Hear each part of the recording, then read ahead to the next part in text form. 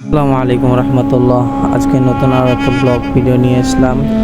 তো আমি আজকে আপনাদেরকে কিছু গুরুত্বপূর্ণ আলোচনা শোনাবো।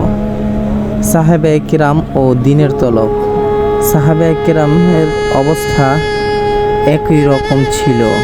তাদের প্রত্যেকের মধ্যে দিনের প্রচণ্ড তলব ছিল। মৃত্যুর পর আমরা কি অবস্থা হবে, আল্লাহ তাআলার সামনে তো হাজির হতে হবে।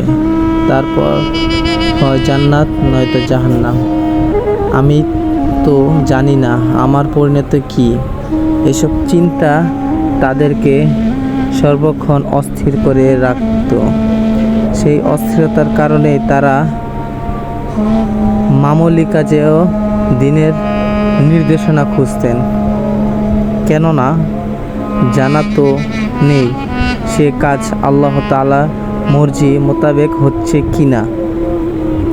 এমনও তো হতে পারে যে কেবল সেই এক কাজের পরিণতিতে জাহান্নামের অপরাধিত হতে পারে হয়ে যাবে।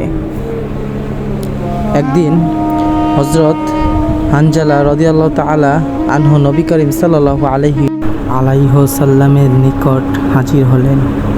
বেজায় পেরেশান আরজ করলেন, ইয়া রাসূলুল্লাহ, নাফাক হানজালা তো মুনাফিক হয়ে গেছে। অর্থাৎ নিজের সম্পর্কে বললেন, আমি